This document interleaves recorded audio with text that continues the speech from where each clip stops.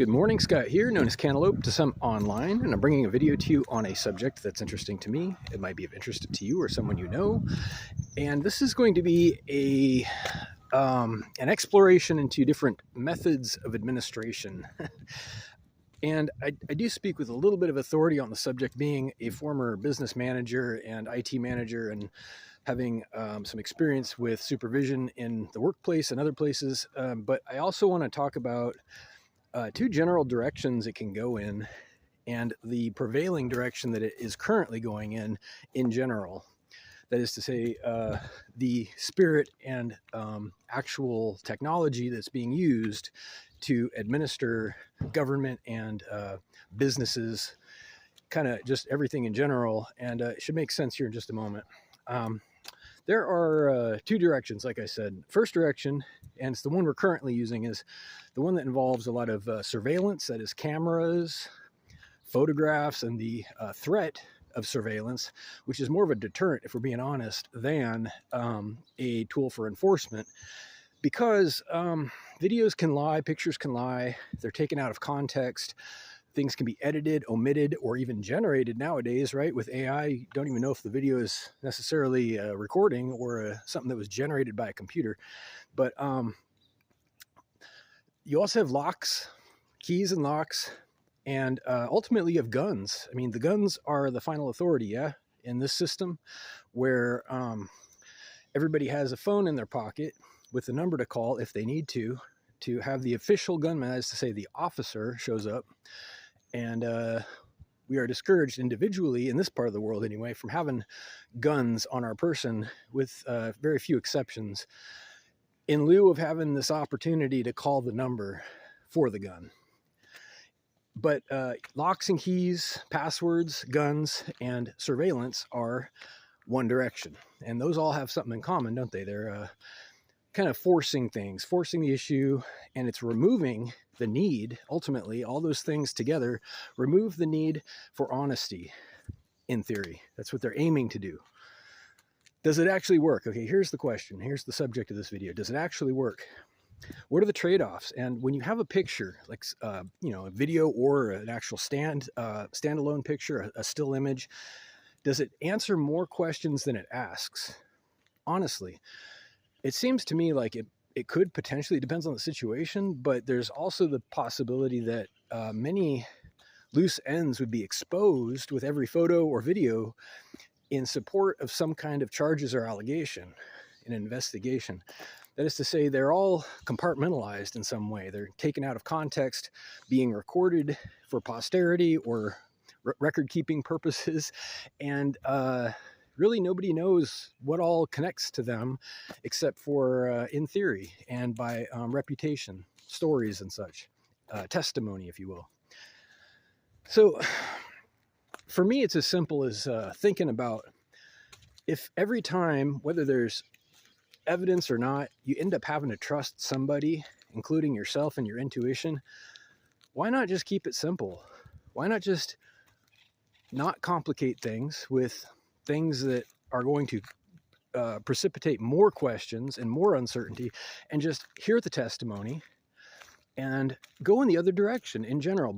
Beforehand is a preventative kind of approach, where instead of intentionally depending on locks, passwords, keys, guns, and surveillance, why not aim towards autonomy? People having some kind of self-regulation, impulse control, a moral compass, incentives to behave well, understanding of the consequences. That is to say, not just throwing them to the wolves, trial by fire stuff, which is kind of what we have, if we're being honest nowadays. A lot more not telling people what to expect and just letting them find out the hard way. I went to school, and I know there are no classes on what laws there are. You're expected to actually make mistakes. You're expected to feel some pain, if we're being honest. And I think that if you ask a lot of authoritarian type people, the people who are in favor of the first way that I described, they will say, yeah, no, that's how it's supposed to be. You're supposed to go out there and you're supposed to break some rules and feel that pain. You're supposed to suffer and learn the hard way. and that's how I did it. That's how everybody should do it. I disagree. I honestly disagree. I think that there's a way to work smarter. There's a way that doesn't involve personal suffering, where the imaginative can draw conclusions based on observation, imagination, and just by learning, the same way you learn anything in school. You don't have to invent all the math you learn in school, for example. You can read about it in a book.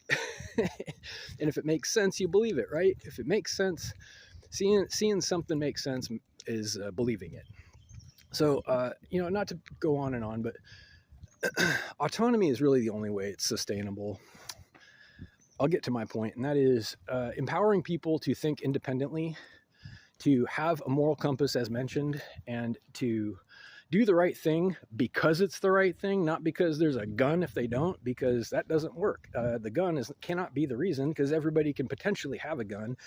It creates a situation where you're telling them there is no morality. It's just whoever happens to have the bigger gun.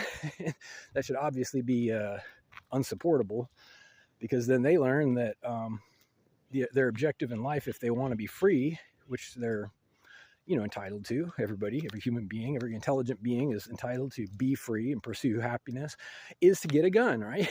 That's the message you're telling them. Now, whether or not that's the message you intend to tell them by saying that consequences dictate course of action, that's what you're telling them. That's what you're telling the kids. That's what you're telling the adults. And I don't think anybody's really thinking about it. They're too busy getting drunk, too busy having their parties, too busy not being deep, not, worrying about stuff because someone's paying their bills, right? Too busy congratulating themselves for earning a living when they're not even really doing that. Conveniently forgetting all the people underneath them, the ghettos that cross the tracks, conveniently forgetting that not so many people have it that good. But, go ahead. God bless you. God bless you. Let's see how it works out. Let's see how long you can keep it going, because it's unsupportable. It's unsustainable, like I said. So, with your keys, passwords, locks, guns, and surveillance, let me know how it goes, because I think we're reaching the end of that road, actually. I'm not going to lie. I think that we are literally reaching the end of what you can force people to do. It's going to collapse out from under you, and you're going to find out there is only one option, and that is to learn to trust people, help set them up for success, and empower them to make their own decisions. That is the only way it's going to work. How you feeling? I hope you have a great day. Reach out to whitehotrobot@gmail.com with questions or comments. Thank you.